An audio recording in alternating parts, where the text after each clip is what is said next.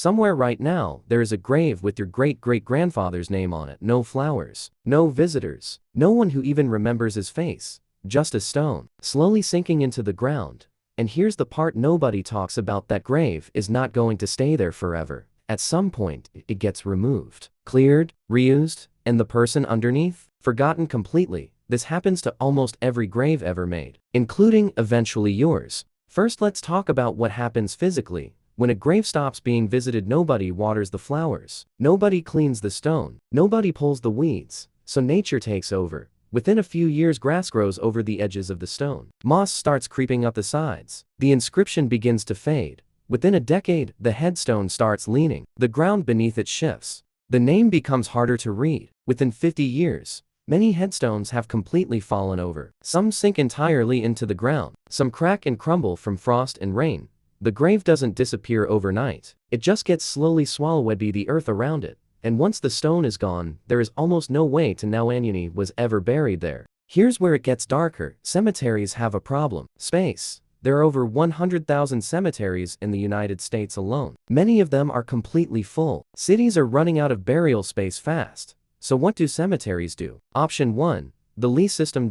In many countries, you don't own your grave forever. You lease it. In Germany, graves are leased for 20 to 30 years. In the UK, many graves are leased for 75 to 100 years. In Singapore, graves are leased for just 15 years. When the lease runs out and nobody renews it, the grave is cleared, the headstone removed, the plot resold to someone new, the body underneath, left in the ground, but the space above it belongs to someone else now.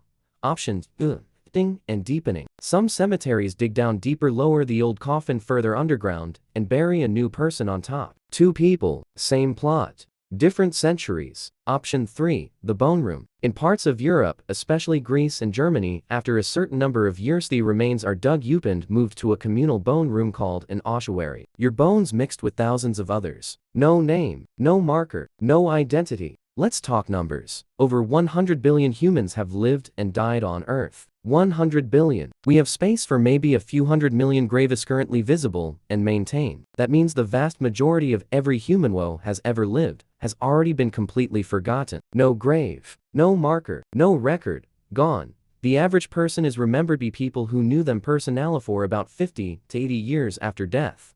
After that, they exist only in records, dusty files, old photographs, church registers, and after a few generations, even those disappear. There is actually a term for this: the second death. The first death is when your body dies. The second death is when the last person who remembers your name also dies. For most people in history, the second death came very quickly. Now, here's the ironic part. The graves that do get visited sometimes get destroyed anyway. Wars destroy cemeteries. Cities get built over ancient burial grounds. Floods wash away grave markers. Even famous graves aren't safe. Shakespeare's grave has a curse written on it specifically to stop people from moving his bones. He was that worried about it. And in London, when they were building the Crossrail Underground line, they found over 3,000 skeletons under the streets. People who had been buried in a cemetery that was built over centuries ago, completely forgotten, until a construction drill hit them. So what really happens to graves nobody visits? Nature swallows them. Cemeteries clear them. Cities build over them. Time erases them. And the person underneath, who was once someone's entire world, becomes just another layer of earth. But here's what I keep thinking about. Every single one of those forgotten graves